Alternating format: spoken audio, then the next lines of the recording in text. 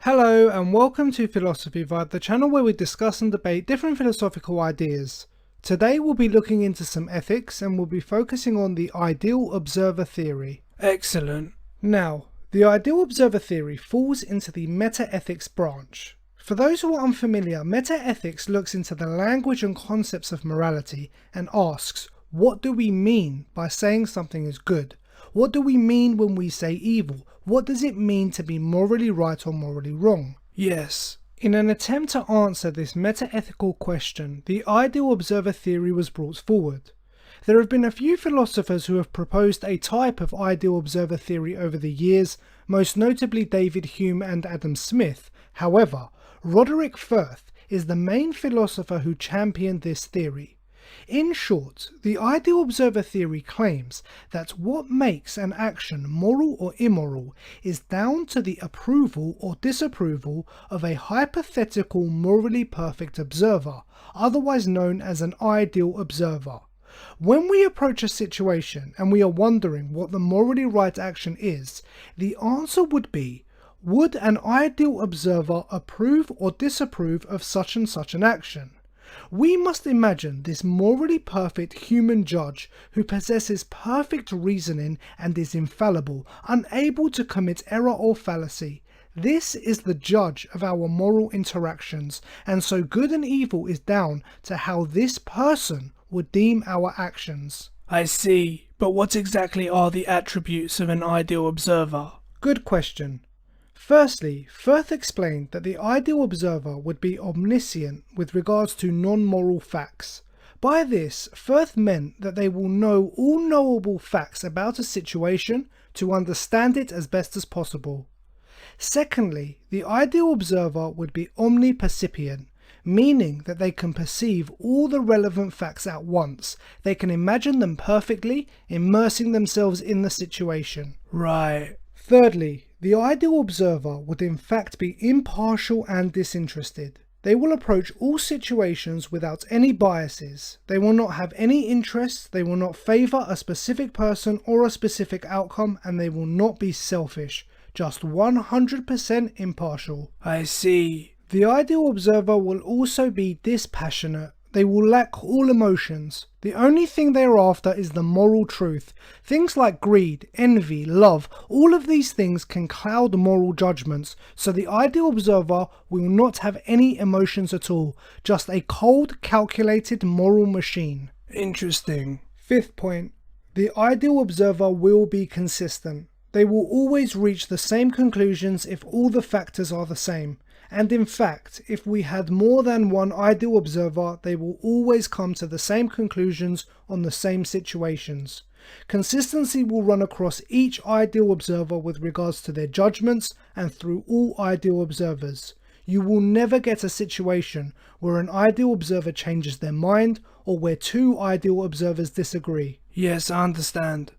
And finally, the ideal observer is in fact normal regarding all other human factors. They are not superhuman, they are not a deity of any sort. They are human beings just with the extreme capabilities of moral reasoning. Right. So, according to Firth, these are the defining attributes of an ideal observer.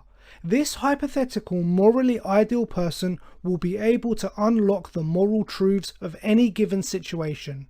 When we find ourselves making moral judgments, when we say X is right, what we really mean is an ideal observer will approve of X. When we say X is wrong, what we are saying is an ideal observer will disapprove of X. Our job is to work towards behavior that an ideal observer would consider morally right. This is how we base our moral behavior. Would a disinterested, unemotional, fully informed person see our actions as positive? Yes, that makes sense. We can see the benefits of following the ideal observer theory. Firstly, morality becomes in a way realist and cognitive, as there is a moral truth to discover, and this moral truth is universal.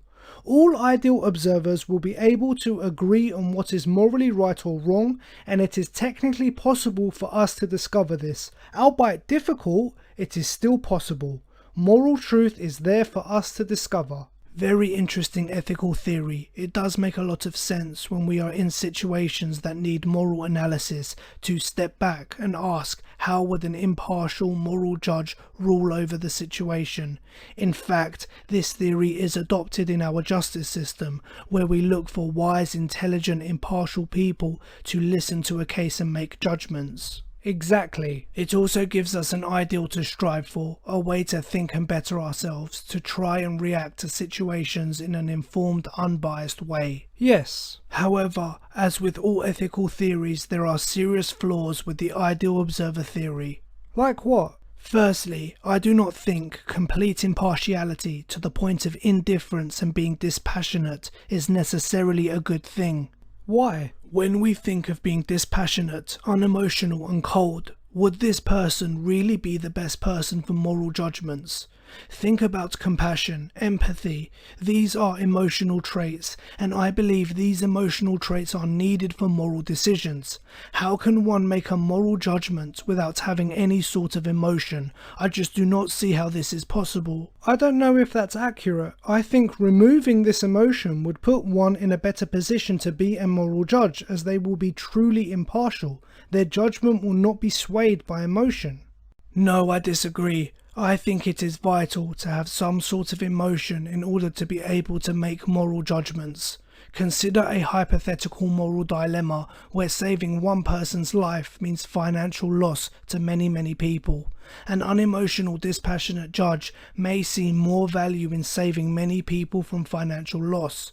You need emotion, compassion and empathy to understand the value of a human life. Emotion is part of the human psyche. It is what makes a human being. The ideal observer theory seems to have almost a robot or a computer determining human morality. Also, where would the ideal observer stand on things like loyalty to one's family or country? To a dispassionate, impartial observer, this would mean nothing, but many people see loyalty as a moral principle, as a moral good. This would undoubtedly cause clashes between regular people and ideal observers. This then throws the idea of morality being realist and cognitive into doubt.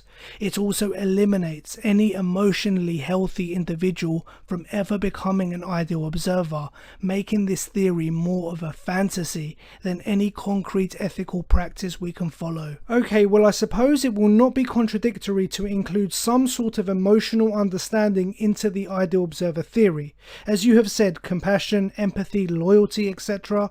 There may be a debate around exactly what should be included, but I do not see it as invalidating the theory to include this. Perhaps, but there are more problems than just the dispassionate side. Explain. The ideal observer theory seems like circular reasoning. How so? The theory gives the characteristics of what makes an ideal observer, but does nothing in the way of defining what morality actually is, what makes something morally good or morally bad. As normal humans, we cannot know. We only know that an ideal observer would be able to judge morality. So what are we left with? We have to say, morally good is that which an ideal observer judges to be so, and to be an ideal observer, you have to know and judge that which is morally good. This seems circular. I see. So, all we are left with is questioning what a hypothetical, morally perfect judge would want. As much as Firth attempts to define the ideal observer as normal outside of their morally perfect reasoning, I think that is disingenuous, as in no way could a morally perfect, impartial, dispassionate, omniscient judge be considered a normal human being. What is being described almost sounds like a deity, which puts the ideal observer theory in line with the divine command theory. Morality is that which God commands. Here we are met with metaphysical and epistemological problems. I would even argue the Euthyphro dilemma can be applied to the ideal observer theory. Very interesting point. If you would benefit from having the script to this video and you would like to help support the channel, then please check out our Metaethics ebook. This and many other of our Metaethics scripts are included. It's available on Amazon and will definitely be useful to anyone studying ethics or metaethics. But that's all the time we have for now. Thank you for watching, we hope you enjoyed the vibe, and what does everyone else think? Who here follows the ideal observer theory, and how does it help you in your moral decision making? Let us know in the comments below. Don't forget to like and share, and if you enjoy these philosophical debates, please subscribe to our channel. Take care, until next time.